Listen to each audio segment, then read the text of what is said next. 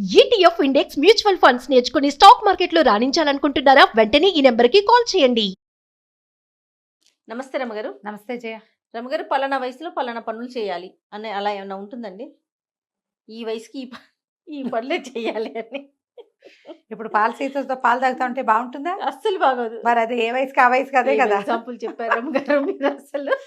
కాదు జయ, నాకు ఇప్పుడు ఇంతంత వయసు వచ్చాక నాకు చేత్తో తింటాను రాదు, చెంచాతో తింటాను అంటే వెగటుగా ఉండదా జయ? అవును, చూడటానికి అసలు అసహ్యంగా ఉంటుంది. పాలసీస్ అంటే మరీ చైల్డిష్గా ఉందనుకో. నాకు అది రాదండి, నాకు అన్నం అంటాను రాదు. ఇప్పుడు నేను ఇంతంత అయ్యాక నాకు పిల్లకి చిన్నపిల్ల ఉంటే దానికి తలెత్తుకోవటం రాదు, తలదోవటం రాదు, నాకు ఎత్తుకోవటం రాదు అనొచ్చా? అనకూడదు. అనకూడదు. ఇప్పుడు నేనేదో పెద్ద ఉద్యోగం చేస్తున్నాను అనుకో, ఏదో మీకు పాఠాలు చెప్తున్నాను అనుకో, పెద్ద ఉద్యోగం చేస్తున్నా, ఏదైనా చిన్న ప్రాబ్లం వచ్చింది నాకు హ్యాండిల్ చేయడం రాదు అనకూడదు. సీనియర్లకి అవన్నీ రావాలి. కాబట్టి ఏ వయసుకి రావాల్సిన ఆ వయసుకి రావాల్సిందే. మనం చెప్తాం ఏ వయసు కావాలి ముచ్చటని కదా. ముచ్చట్లు పక్కన పెడితే అమ్మా, ప్రతి వయసుకి నేర్చుకోవాల్సినవి కొన్ని ఖచ్చితంగా కనపడుతూ ఉంటాయి జయ. మన జీవితంలో కొన్ని లైన్లు ఉంటాయి చూడు. మొదట ఏడాది లోపల మైల్ స్టోన్స్ అవి మీట్ కావాలి. మైల్ స్టోన్స్ మీట్ అయ్యారా? అదో ప్రశ్న. అవును, అవునా కాదా? ఈ మైల్ స్టోన్స్ మీట్ అవ్వటం 15-18 నెలలు వచ్చినా పిల్లాడు నుంచోలేదనుకో, తేడా ఉన్నట్టేనా? అంతే. మాటలు రాలేదనుకో, తేడా ఉన్నట్టేనా? పళ్ళు రాలేదనుకో, అవునా? అవునండి. సరే, అక్కడి నుంచి దాన్ని ఏదో సెట్ చేస్తాం. 3వ ఏడో 4వ ఏడో వచ్చింది, వాడికి మాటలు రాలేదు. స్పీచ్ థెరపిస్టులు డాక్టర్లు ఒకటి పరిగెడతాం. 5వ ఏడుకి ఎంత చెప్పినా వాడికి ఇది రాయటం రావట్లేదు. ఇష్యూ. నాకు రాపోయినా నాకైనా ఇష్యూనే, అంతే, ఎవరికైనా అంతే. 5 ఏళ్ళు 10 ఏళ్ళకి వాడికి ఏం చెప్పినా సరే అక్షరాలు మిస్ అయిపోతున్నాడు. జంగ్లీ డిస్లెక్సియానో ఏదో అంటారు. ఒక అక్షరానికి ఒక అక్షరం చదువుతున్నారు, రాయటం రాదు, కుదురుగా రాదు. ఇక్కడ మొదలుపెట్టి హైదరాబాద్లో మొదలుపెట్టి అమెజాన్ వెళ్తామంటారు. అమెజాన్ అడవుల్లోకి వెళ్ళిపోతుంటుంది అది, అక్కడికి ఎక్కడికో. మరి కష్టం. ఇట్లా ఇప్పుడు కూడా ఇబ్బందే. ఇప్పుడు 5 ఏళ్ల లోపల కొన్ని ఖచ్చితమైన లెక్కలు ఉన్నాయి. అవి జరగాలి. ఆ లోపల నడవాలి, మాట్లాడాలి, పేరు పెట్టి పిలిస్తే పలకాలి, కళ్ళల్లోకి చూడాలి, చెప్పిన మాట వినాలి. అది బట్రా, ఇది తీసుకురా, ఇది వాళ్ళని పిలుచుకురా అంటే అవన్నీ చెయ్యాలి పనులు. ఇది అమ్మకిచ్చిరా, ఇది నాన్నకిచ్చిరా, తాతయ్యకి ఇచ్చిరా అంటే ఇచ్చి రావాలి. అవునండి. అక్కడి నుంచి స్కూల్కి వెళ్ళి ఏడవకుండా అక్కడ ఏం చెప్పారో ఎంతో కొంత విని ఎంతో కొంత మనకి చెప్పాలి. వాడు అక్కడ వింటాడు, మనకేం చెప్పడు. ఇది కూడా ప్రాబ్లమే. అవును, చెప్పేలాగా చేసుకోవాలి. లేదా ప్రశ్నించి, కొంతమంది వాళ్ళు ఏమైనా తెలుసా స్కూల్లో అని కబుర్లు చెప్పేస్తాయి కొన్ని చిలకలు. ఒక్కో చిలక మాట్లాడి నోరు మూసి కూర్చుంటుంది. దాన్ని మనం ప్రశ్నించి ఆన్సర్ తెప్పించాలి. ఆన్సర్లు వస్తే ఓకే. వాడు ఏం చెప్పినా ఏం అడిగినా సమాధానం చెప్పట్లేదంటే కొంచెం ఆలోచించుకోవాలి.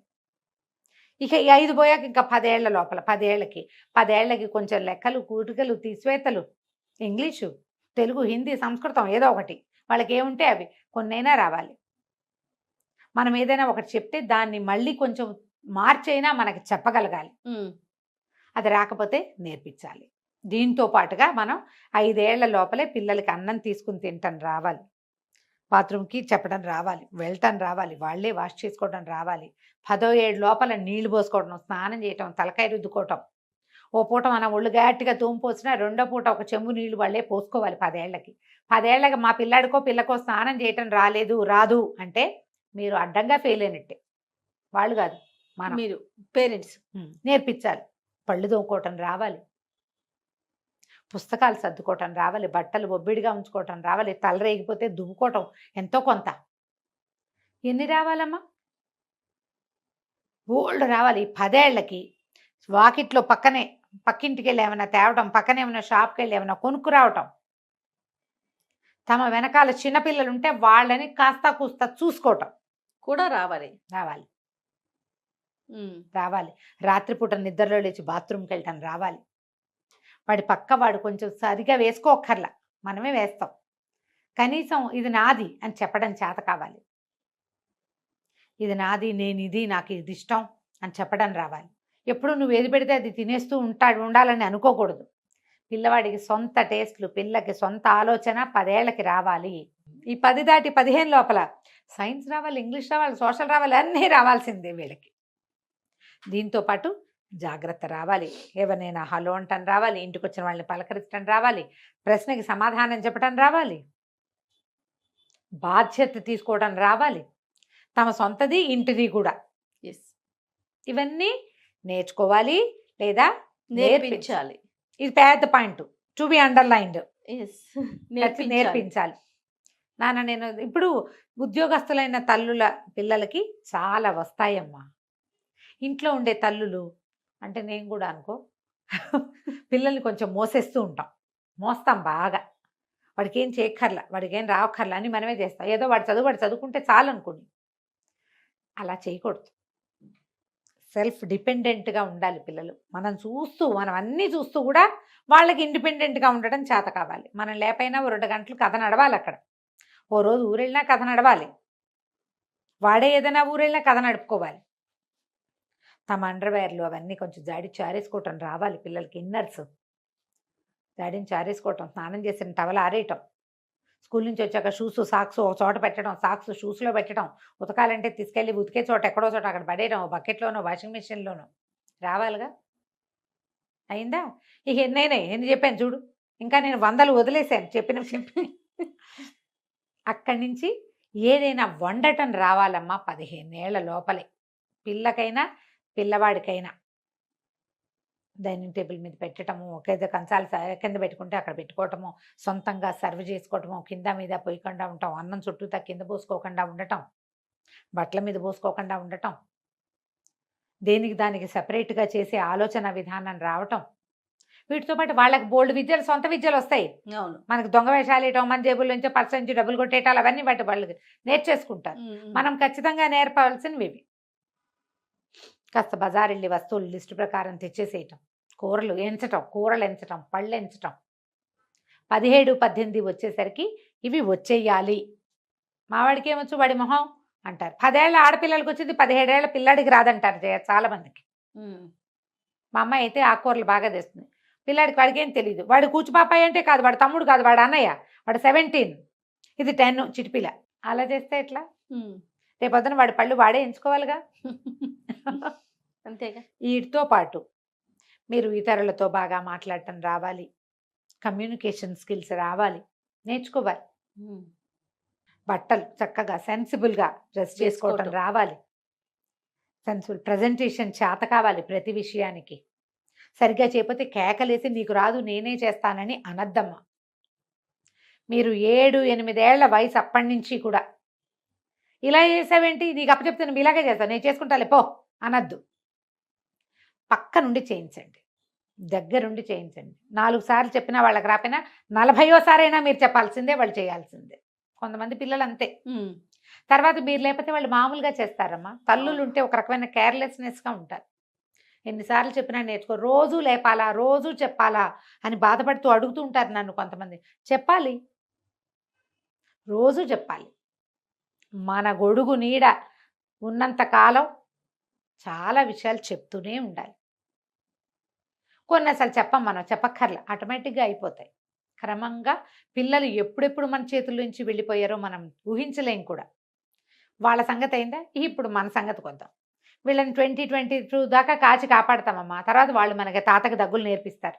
అమ్మ నీకు క్యాబ్ బుక్ చేసుకోవడం రాదు, అమ్మ నీకు బ్యాంక్కి వెళ్ళటం రాదు, అమ్మ నువ్వు అదేదో ఆన్లైన్ బుక్ చేసుకోలేవు, షాపింగ్ తెలీదు, నీకు డ్రెస్ సెన్స్ తెలీదు, నీకు అదేదో తెలీదు, ఇది కూడా రాదు, ఈ యాప్ అప్లికేషన్ ఎట్లా, ఐ మొబైల్ ఎట్లా పెట్టుకోవాలి, శాంసంగ్లో ఫోన్లలోనే డబ్బులు పెట్టుకునేటువంటి వ్యాలెట్లు అది ఎట్లా చేయాలి, నీకు రావు. అప్పుడు నువ్వేం చేస్తావు, ఈ 22 ఏళ్ల పిల్లాడో 18 ఏళ్ల పిల్లాడో మంచి గట్టివాడైతే పిల్లో దాని దగ్గర నేర్చుకుంటావు. అప్పుడు మనం ఇవి నేర్చుకోవాలమ్మా. 30, 32 వచ్చేసరికి హౌ టు హ్యాండిల్ మనం ముందు మనని, సంసారాన్ని, పిల్లల్ని, నాన్నకి పిల్లలకి పడకపోతే దాన్ని. ఎప్పటికప్పుడు కొత్త పాఠమే కదా జయ. పైగా ఏ పిల్లకి ఆ పిల్ల యూనిక్ కదా. పెద్దమ్మాయితో హ్యాండిల్ చేసినట్టుగా పెద్దమ్మాయికి 22 ఏటే పెళ్లి చేసేస్తారు, చిన్నమ్మాయికి 28 అయినా పెళ్ళి అవ్వదు. అది వెందు మాట. ఆ పెద్దదేమో మన మీద పడి ఏడుస్తుంది, నన్నేమో చిన్నప్పుడే పెళ్లి చేశారు, ఇది ఇంత వయసు వచ్చినా దీన్ని కూచిపాపాయిలాగా చూస్తున్నారు అంటుంది. అది వెందు. ఎన్ని ఇళ్లలో చూస్తాం జయ మనం. అవునండి. పెద్ద పిల్లలు మాత్రం కామ్గా ఉంటారు, వీళ్ళకి భయం వాళ్ళకి భయం, పెళ్ళిళ్ళు చేసేస్తారు. అవును. చదువులు కూడా చదువులు వాళ్ళ ఏర్పాట్లు అన్నీ ఒక రకంగా ఉంటాయి. రెండో వాళ్ళ దగ్గరకు వచ్చేసరికి అట్లా ఉండదు. మనం రెండో వాళ్ళని హ్యాండిల్ చేయటం నేర్చుకోవాలి. 22కి పెద్దమ్మాయికి పెళ్లి చేస్తే 24, 25, 26కైనా 29 దాకా ఉంచకూడదుగా. కొంచెం ఇట్లా ఆలోచించాలి, మనం నేర్చుకోవాలి. అక్కడి నుంచి మనం సొంతంగా ఉండటం. దీంతో పాటు ఇంకొకటి ఉంది, ఎంప్టీ నెస్ట్ సిండ్రోమ్. ఎప్పుడైనా విన్నావా నువ్వు ఇది? వినలేదండి. వినలేదు, వినాలి. ఇప్పుడు వీరికా మీ పిల్ల చిన్నపిల్ల కాబట్టి నీకు తెలియదు. 18, 20, 22 వచ్చేసరికి పిల్లలు ఇద్దరు బయటికి వెళ్ళిపోతారు జయ. ఇక ఇల్లు ఉంటుంది మామూలుగా ఉండదు జయ. అంత ఖాళీ అంటే ఒక్కసారి రెక్కలు రెండు విరిచేసినట్టుగా ఉంటుంది. ఎంత ఖాళీ అంటే మన మాట వినేవాడు లేడు, మన అడిగేవాడు లేడు, మన మీద డిపెండ్ అయ్యేవాడు లేడు, మనం అనుకోవడానికి మనకేదీ లేదు. అంత ఇబ్బంది అనిపిస్తుందా? చాలా ఇబ్బంది జయ. అసలు పిల్లలు బయటికి వెళ్తే తల్లుల పరిస్థితి ఎలా అయిపోతుందంటే గూడు ఖాళీ అయిపోయిన భావన. దాన్ని కరెక్ట్గా మా ఫ్రెండ్ ఒకరు ఒక వాక్యం చెప్పారు తెలుసా, 24 గంటలు నొప్పులు తీసి, ఇది నార్మల్ డెలివరీ వాళ్ళకే తెలుస్తుంది, ఒక్కసారి పిల్ల బయటికి వచ్చేసరికి, బేబీ బయటకు వచ్చేసరికి తల్లిట కాళ్ళు చేతులు తేలిపోతాయిట. ఆ భావన నాకు 100 సార్లు కలుగుతుందండి, మా అమ్మాయి వెళ్ళిపోతుందని తలుచుకుంటే అంటారు. అది ప్రపంచంలోకి వెళ్ళిపోతుంది. ఆ పిల్లలు ప్రపంచంలోకి వచ్చినప్పుడు ఎట్లా అయిపోతుందంటే ఒళ్ళు సడన్గా పొట్టలో బరువంతా పోతుంది కదా. అంత ఒక రోజు ముందంతా మనం నడిచిన వంకర నడక నార్మల్ అయిపోతుంది. హ్యాండిల్ చేయలేదు. పోస్ట్ పార్టం చాలా పెద్ద సమస్య. అది సేమ్ ప్రాబ్లము మనం పిల్లలు పెద్దవాళ్ళు అయ్యాక ఈ కాలేజీల్లో చేరినప్పుడు, ఉద్యోగాల్లో చేరినప్పుడు, పెళ్ళిళ్ళు అయినప్పుడు అనుభవిస్తాం. మళ్ళీ ఒంటరిగా ఉండటం నేర్చుకోవాలి. నాకు కూడా తెలుసు అది. అర్థమవుతుంది నాకు మీరు చెప్తుంటే. సాయంత్రం అయ్యేసరికి ఏమీ ఉండదు, ఒక్కదాన్ని అలా కూర్చుని కూర్చుని కూర్చుని కూర్చుని గంటల తరబడి కరుస్తుంది ఇల్లు. ఇంకా మీరే అంటే నేను ఇంత స్టూడియోకి busy- వచ్చే మీరే అలా అంటుంటే ఇన్ని ఫోన్ కాల్స్ ఇంతమందిని హ్యాండిల్ చేస్తూ అయినా సరే ఏ పిల్లాడికి ఆ పిల్లాడే ఒకడున్నాడు కదా అనిపించదు. అంతే కదా రమ్మగారు. అనిపించదు. ఇది పెద్దది, దీన్ని మనం హ్యాండిల్ చేయటం నేర్చుకోవాలి. చాలా మంది ఏం చేస్తారంటే ఒక నేర్చుకోలేని విషయం ఏంటంటే పిల్లలు పుట్టేసరికి భర్తలతో స్నేహం మానేస్తారు జయ. హస్బెండ్తో ఫ్రెండ్షిప్ ఉండదు. పిల్లలు తల్లి ఒక పార్టీ, తండ్రి వేరే పార్టీ, ఒక వర్జ్య పదార్థంలాగా వదిలిపెడతారు. వీళ్ళే కలిసి ఉంటారు, వాళ్ళే కలిసి వస్తారు, వాళ్ళే మాట్లాడుకుంటారు, నాన్న మీద అన్ని వీళ్ళే చెప్పుకుంటారు. ఇద్దరు ఏమంటారంటే బాధితులుగా ఉంటూ ఉంటారు పాపం. దాంతో ఎవరి వల్ల ఈ సంతానం కలిగిందో ఆయన వదిలేస్తారు పాపం. మగవాళ్ళ మీద ఎప్పుడు జాలిపడాలి ఈ విషయంలో మాత్రం. తల్లి పిల్లలు ఏకమైపోతారు. అసలు ఆ తండ్రి అనేవాడు లేకపోతే వీళ్ళకి బంధం ఎట్లా కుదిరింది? అది తట్టదు. నా పిల్లలు అనిపిస్తుంది. నువ్వు ఒకదానివి ఎక్కడి నుంచి తెచ్చావు అది తట్టదు, అసలు ఆ బుగరాదు. పిల్లలు కూడా తల్లి మీద చాలా ఎక్కువ ఉంటుంది. తల్లి మీదే జాలి పడతారు. తల్లి పాపం అమాయకురాలు అనుకుంటారు. ఎంత తెలిసినా తల్లే విక్టిమ్ కావా, తల్లే కష్టపడుతున్న దానిగా కనపడుతుంది. తండ్రి కష్టం ఎవరికి కనపడదు. వీళ్ళు ఎప్పుడైతే ఈ పిల్లలతోటి గ్యాప్ వచ్చిందో, వాళ్ళు బయటకు వెళ్ళారో, ఇంకా అప్పుడు ఫ్రెండ్షిప్ చేద్దామంటే కుదరదు. అంతేగా. వదిలేయకుండా ఉండటం నేర్చుకోవాలి. వాళ్ళతోటి మన ఫ్రెండ్షిప్ని ఉంచుకోవాలి. ఎప్పుడు కూడా నీకు నువ్వు, నాకు నేను. పిల్లలు వస్తారు వెళ్తారు కూడా. వాళ్ళు మనతో ఉన్నా వాళ్ళది వేరైన ప్రపంచం ఉంటుంది. ఈ నీకు నువ్వు నాకు నేను అనేది నువ్వు ఎంత ఫ్రెండ్షిప్ చేస్తావు, ఎంత ఫ్రెండ్షిప్ చేయించుకుంటావు. అవతల వాళ్ళకి నువ్వు ఎముకబలి ఏదో అందరూ మంచివాళ్ళుగా హాయిగా సంతోషంగా ఉంచేవాళ్ళుగా ఉండరు, రకరకాలుగా ఉంటారు. ఎవరి రకం వాడిది. అంతేగా. సాధ్యమైనంత చెడగొట్టుకోకుండా ఉండటాన్ని నేర్చుకోవాలి. విద్య కాదు ఇది, విధానం. మనం అది అవలంబించాలి. పిల్లలతోటి ఎట్లా ఉన్నా మళ్ళీ మన అమ్మలు మన నాన్నలతో ఇలాంటి ఫ్రెండ్షిప్లు చేశారా లేదా అని ఆలోచించుకోండి. లేకపోతే మనకి నాన్న ఉండడు కదా కదా. ఇది ఆలోచించి దీన్ని ప్లాన్డ్గా నేర్చుకుని ఎట్లా తండ్రి పిల్లల మధ్య మనం వారధిగా ఉండాలో నేర్చుకోవాలి. దీంతోపాటు ఈ కాలానికి అవసరమైనవన్నీ క్యాబులు బుక్ చేసుకోవటాలు, బ్యాంకులకి వెళ్ళటాలు, సామాన్లు తెచ్చుకోవటాలు, బుక్ చేసుకోవటాలు, ప్రయాణపు టికెట్లు బుక్ చేసుకోవటాలు, ప్రయాణం చేయటాలు. నేను ఒంటరిగా ప్రయాణం చేయలేకే కదా జయ అమెరికా ప్రయాణం మానేశాను నేను. అవును. నేను రోజు అనుకుంటూ ఉంటా. నేను పదే ఎందుకు అనుకుంటానంటే నెక్స్ట్ టైం ఈ పొరపాటు చేయకుండా ఉండడం కోసం. మనం మానేసుకుని అది కోల్పోయామనిపిస్తూ ఉంటుంది మనకి. మానేయద్దు, అన్నీ నేర్చుకోండి. ఏ వయసు అయినా నేను ఒంటరిగా ఉండగలను అనేది నేర్చుకోండి. నా మీద నేను ఉంచుంటానని నేర్చుకోవాలి. చుట్టుపక్కల వాళ్ళతో స్నేహంగా ఉండటం నేర్చుకోండి. మన వాళ్ళు ఎవరైనా ఉంటే వాళ్ళని మనతో ఉండటం నేర్చుకోవాలి. ఎన్ని ఉన్నాయి జయ, ఎన్ని ఉన్నాయి. నిత్య విద్యార్థులమే. ఎంతసేపు మనం విద్యార్థులుగానే ఉండాలి. అంతే కదా రమ్మగారు. పక్క వాళ్ళతో ఏదో చెడిపోయింది, కోపప్ చేయండి వాళ్ళతో, మళ్ళీ అది నేర్చుకోవాలిగా. నేను ఓసారి గొడవ వస్తే నీ మొహం చూడండి అంటే రేపొద్దున మీ వాళ్ళంతా వెళ్ళిపోతే ఈ ఇంట్లో పడి నువ్వు ఒకదానివే ఉంటావు. మరి అంతేగా, అప్పుడు ఎట్లా? అప్పుడు చేయాలిగా.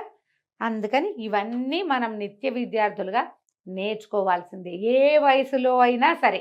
ఇంకా చాలా ఉన్నాయి అనుకుంటాను కదరమ్మ గారు. నేను చాలా తక్కువ చెప్పా. ఇప్పుడు నేను చెప్పింది ఒక జీవితానికి అవసరమైన విషయాలలో 2 వంతులు చెప్పా. ఓకే, 2% నేను చెప్పింది, వంతు కాదు. వంతు అంటే సగం అయిపోతుంది కాదు, 2% చెప్పాను నేను. ఒక జీవితానికి అవసరమైన వాటిలలో 2% నేను చెప్తే కనీసం 50% అయినా మీరు నేర్చుకుంటే మీ లివింగ్ బాగుంటుంది. ఆలోచించండి. తప్పకుండా రమ్మగారు, తప్పకుండా. చాలా చాలా చాలా ఇంట్రెస్టింగ్ అనిపించింది నిజంగా. ఇన్ని నేర్చుకోవాలి కదా, ఇన్ని మైల్ స్టోన్స్ మనం చేసేస్తాం, మనం జరిగిపోతా ఉంటాయి. కానీ కొన్ని రావు మనకి. ఇప్పుడు నా పాయింట్ ఏంటంటే మీకు ఏది రాదో అది ఆలోచించండి, దాని మీద అది నేర్చుకోండి. మా సంపత్ బావ చిన్నప్పుడు ఎప్పుడు భోజనం కంచం పెట్టినప్పుడు పెరుగన్నానికి ఎక్కువ పెట్టేసేది మా అక్కయ్య. అక్కయ్య ఇంత పెట్టావు అన్నం అంటే ఎక్కువైంది ముందు తినేవే అనేవారు. సెపరేట్ చేస్తే ఎక్కువైంది ముందు తింటే పొట్ట పట్టుతుందా అన్నారు కాబట్టి చచ్చినట్టు తినేదాన్ని నేను. ఎప్పుడు నేను గుర్తు చేసుకుంటా, ఎక్కువ ఏదైందో అది ముందు చేసేయాలి మనం. అది మనకి ఏది రాదో అది ముందు నేర్చుకోవాలి, అది అవసరంగా తెలుసుకోవాలి మనం. అదే నేర్చుకోవటం. ఇంకా అంతే. సూపర్ అమ్మగారు, నమస్తే. నమస్తే.